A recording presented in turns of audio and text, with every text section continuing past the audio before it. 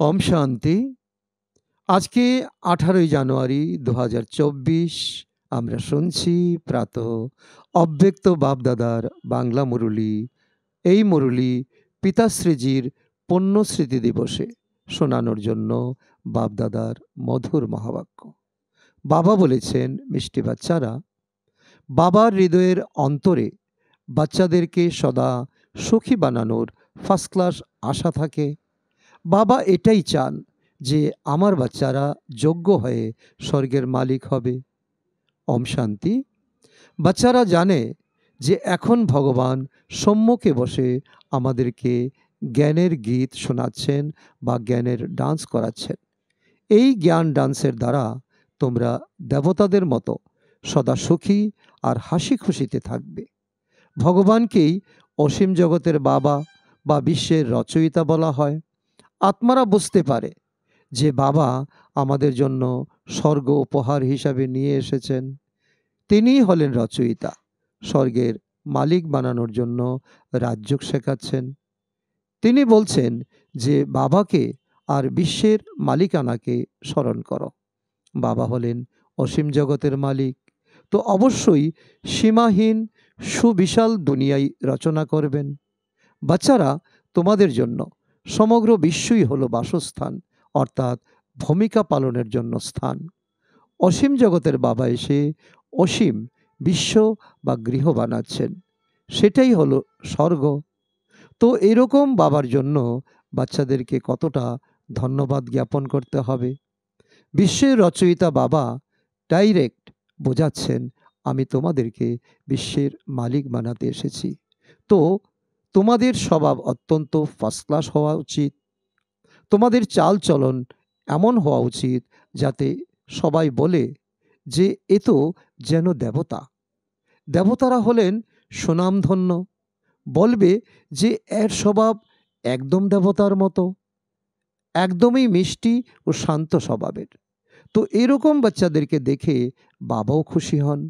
বাবা স্বর্গের মালিক বানাতে এসেছেন, তো তোমাদেরকে কতটা সহযোগী হতে হবে। নিজে থেকেই সেবাতে লেগে যেতে হবে। এমন নয় যে আমি ক্লান্ত হয়ে গেছি, সময় নেই। সময় অনুসারে সব কাজ করাতেই কল্যাণ সমাহিত রয়েছে। যোগ্য সেবার পুরস্কার সে বাবা প্রদান করেন। বাবা বাচ্চাদের দৈবী চাল চলন দেখে নিজেকেই বাচ্চাদের কাছে উৎসর্গ করে দেন। বাচ্চারা, তোমরা এই পড়াশোনার দ্বারা কত শ্রেষ্ঠ উপার্জন করছো। তোমরা পদমপতি হচ্ছ। বাবা তোমাদেরকে কতই না ধনবান বানাচ্ছেন। বাবা তোমাদেরকে এমনই অক্ষয় খাজানা প্রদান করছেন যা 21 জন্ম তোমাদের সাথে থাকবে।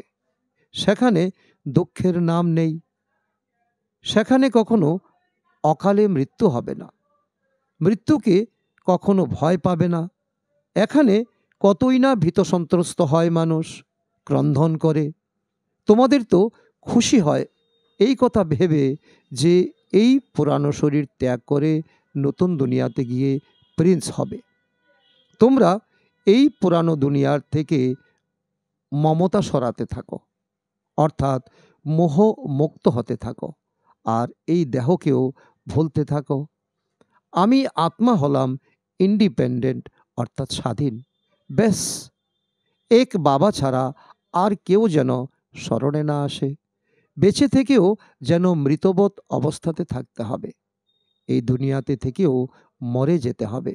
বলাও হয় না যে তুমি মরে গেলে তোমার কাছে সমগ্র জগৎ মৃত। শরীরের অভিমানকে ত্যাগ করতে থাকো, একান্তে বসে এই অভ্যাস করো। বাবা, বেশ, এখন আমি আপনার ক্রোড়ে এলাম কি এলাম। এক বাবার স্মরণেই শরীরের অন্ত হবে, একেই বলা হয় একান্ত। মিষ্টি বাচ্চারা, তোমরা জানো যে এরকম উঁচু অর্থাৎ শ্রেষ্ঠ পড়া কে পড়াচ্ছেন। এই চৈতন্য ডিব্বাতে চৈতন্য হীরে বসে আছেন। তিনি হলেন সৎ চিত আনন্দ স্বরূপ।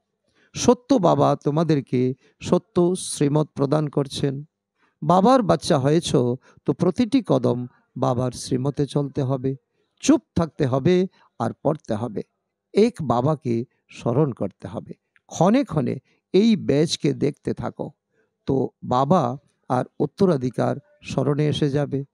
স্মরণের দ্বারাই তোমরা সমগ্র বিশ্বে শান্তি প্রদান করছো।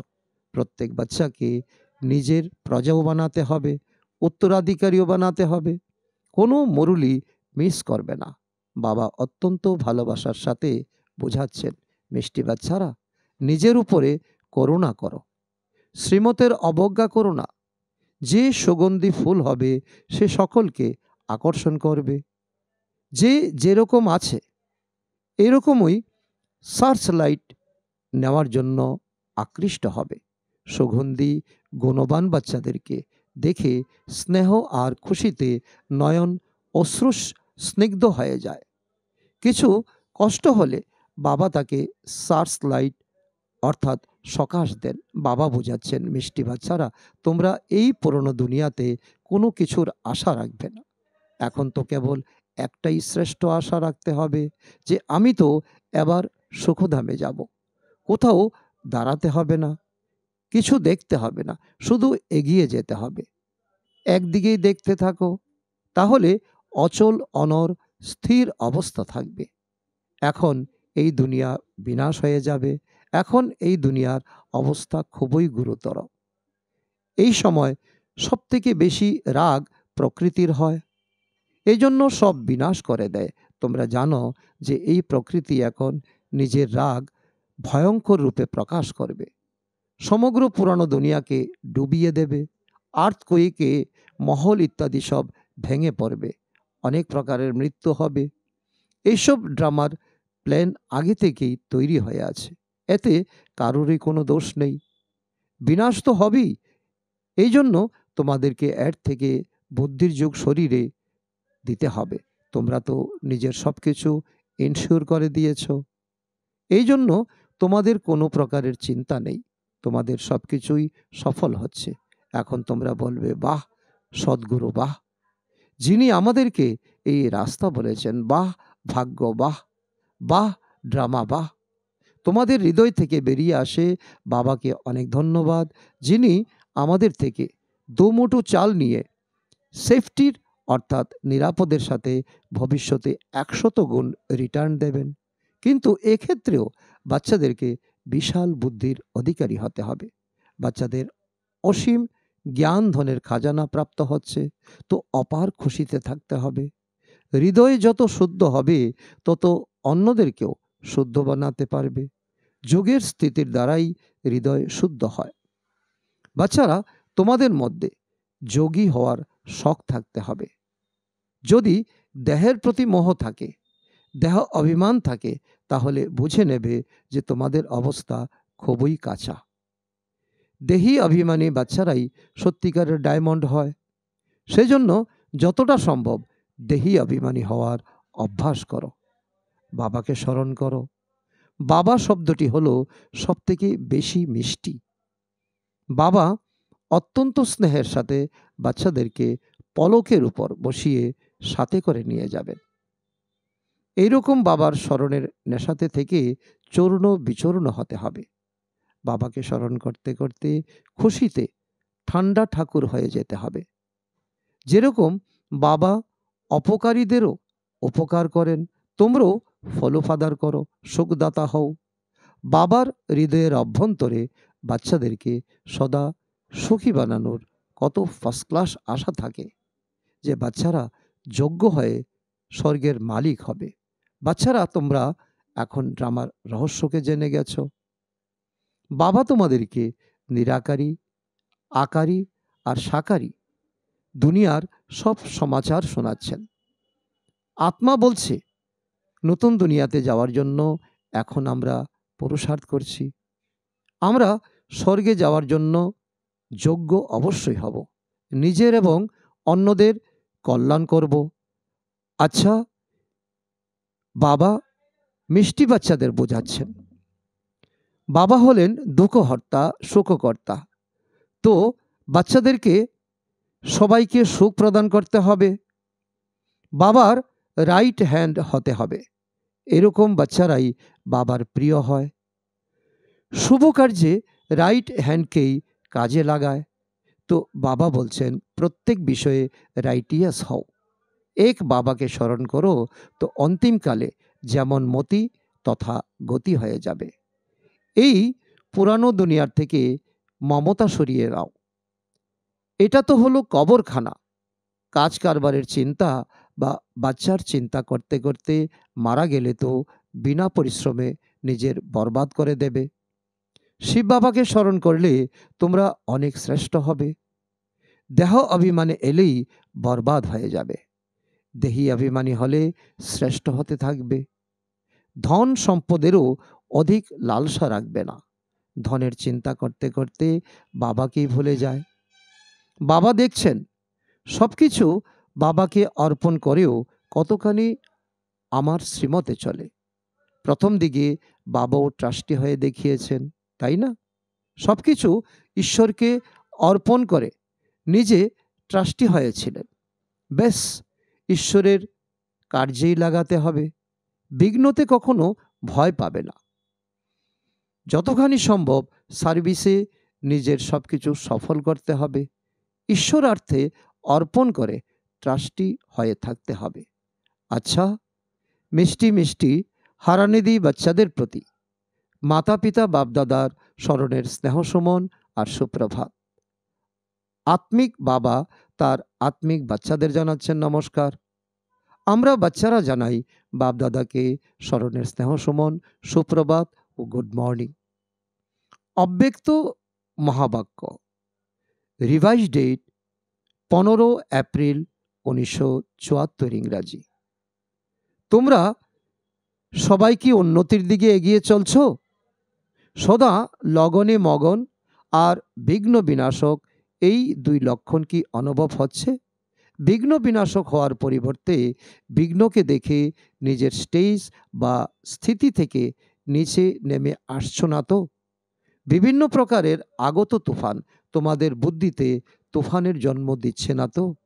যেরকম কারো দ্বারা উপহার প্রাপ্ত হলে বুদ্ধি দোলাচলের পরিবর্তে আনন্দিত হয়, সেরকম আগত তুফান আনন্দ প্রদান করে নাকি দোলাচল বৃদ্ধি করে? যদি তুফানকে তুফান মনে করো তাহলে দোলাচল হবে, আর উপহার মনে করলে বা অনুভব করলে তো তার দ্বারা আনন্দ আর সাহস অধিক বৃদ্ধি হবে। এসব হলো উন্নতি কলার লক্ষণ। ঘাবড়ানোর পরিবর্তে গভীরে গিয়ে অনুভবের নতুন নতুন রত্ন এই পরীক্ষারূপী সাগরের থেকে প্রাপ্ত করবে। কেননা দোলাচলের মধ্যেই রত্ন সুপ্ত থাকে। রত্ন উপর উপর থেকে, অর্থাৎ বহির্মুখী দৃষ্টি আর বুদ্ধির দ্বারা দেখলে দোলাচলে দেখা যাবে অথবা অনুভব হবে, কিন্তু সেই আগত পরিস্থিতিকে অন্তর্মুখী দৃষ্টি বা বুদ্ধি দিয়ে দেখলে অনেক প্রকারের জ্ঞান রত্ন অর্থাৎ পয়েন্টস প্রাপ্ত হবে। যদি কোনো কথা দেখে বা শুনে আশ্চর্য অনুভব হয় তো এটাও ফাইনাল স্টেজ নয়। এরকম তো হওয়া উচিত নয়। ড্রামার জ্ঞান থাকা সত্ত্বেও যদি এইরকম সংকল্প উৎপন্ন হয় তো একেও অংশমাত্র দোলাচলের রূপ বলা হবে। এখনো পর্যন্ত কেন, কির কোশ্চান অর্থাৎ প্রশ্ন যদি ওঠে তো এর অর্থ হলো দোলাচল। যতটা বিঘ্ন আসা নিশ্চিত ততটাই বিঘ্ন বিনাশক স্থিতিতে থাকা। এটাই হলো হর্ষিত থাকার সাধন। নাথিং নিউ, এটাই হলো ফাইনাল স্টেজ। যদি কোনো দোলাচলের কর্তব্য করো বা পার্ট প্লে করছো তো সমুদ্রের উপরিভাগে দোলাচল যদিও দেখাও দেয়, অর্থাৎ কর্ম ইন্দ্রিয়গুলির দোলাচলে চলে আসছে, কিন্তু স্থিতি হবে নাথিং নিউ।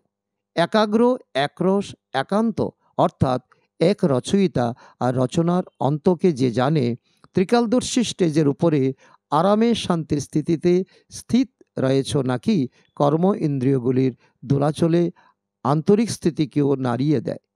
যখন স্থূল সাগর দুই রূপই দেখায় তো মাস্টার জ্ঞান সাগর কি এই রূপ দেখাতে পারবে না?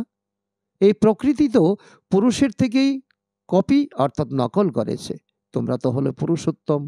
যখন প্রকৃতি নিজের কোয়ালিফিকেশন দেখাতে পারে তাহলে এই পুরুষোত্তমরা কি দেখাতে পারবে না?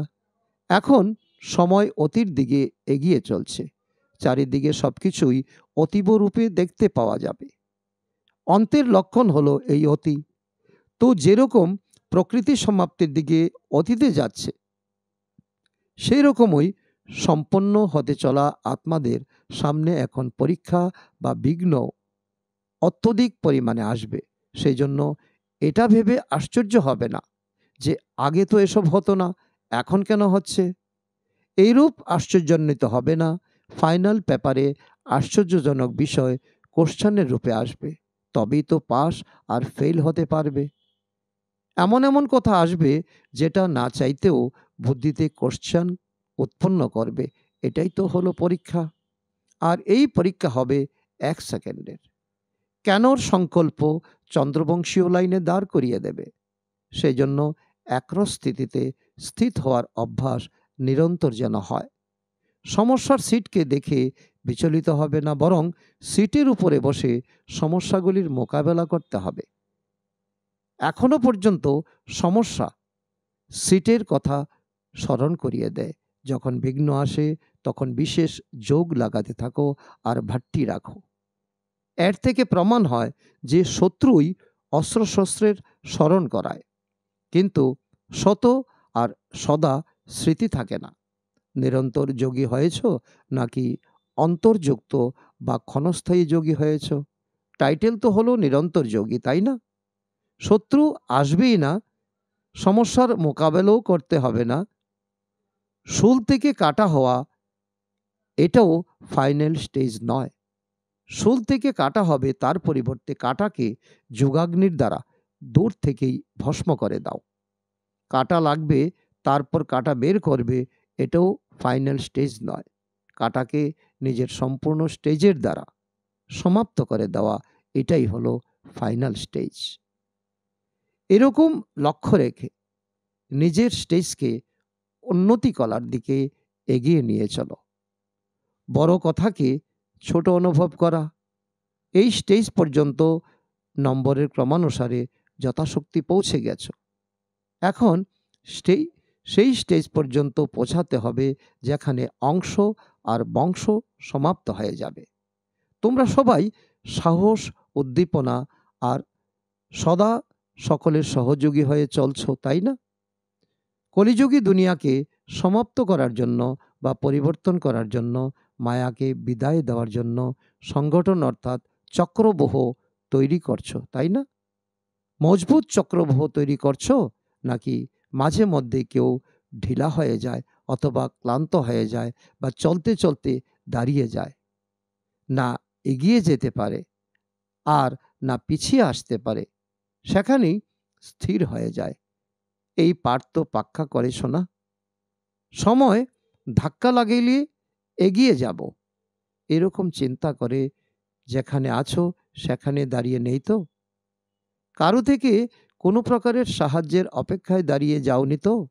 এরকম স্থিতিযুক্ত আত্মাদের কি বলা হবে? এটাকে কি অঙ্গদের স্থিতি মনে করো?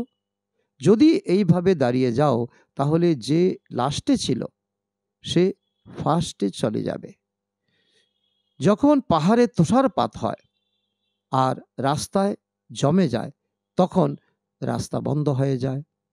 আবার সেই বরফকে গলানোর জন্য বা তাকে সরানোর জন্য পুরুষার্থ করতে থাকে। এখানেও যদি বরফের মতো জমে যাও, তো এর দ্বারা প্রমাণিত হয় যে যোগ অগ্নির ঘাটতি আছে। যোগ অগ্নিকে তেজ করো, তো রাস্তা ক্লিয়ার হয়ে যাবে। প্রাপ্ত হওয়া সাহস আর উদ্দীপনার পয়েন্টস বুদ্ধিতে চিন্তন করো, তো রাস্তা ক্লিয়ার হয়ে যাবে। পুরুষার্থের গতিতে অঙ্গদ হও। মায়ার কাছে পরাজিত হওয়ার জন্য অঙ্গদ হয় না, বিজয়ী হওয়ার জন্য অঙ্গদ হও।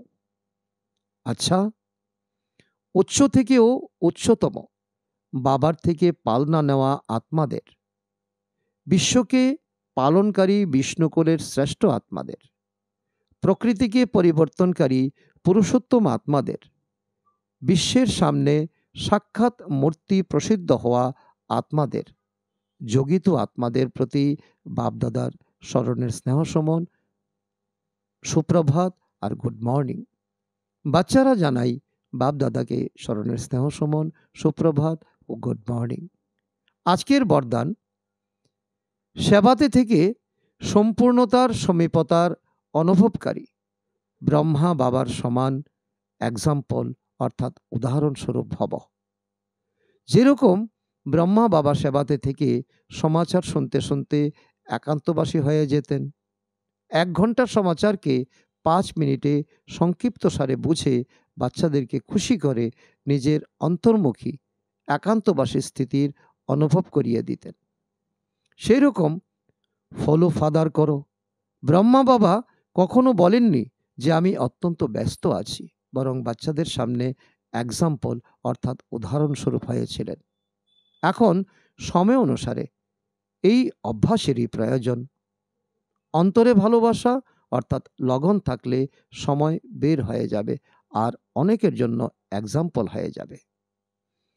আজকের স্লোগান, সকল কর্মে কর্ম আর যোগের অনুভব হওয়াই হলো কর্মযোগ।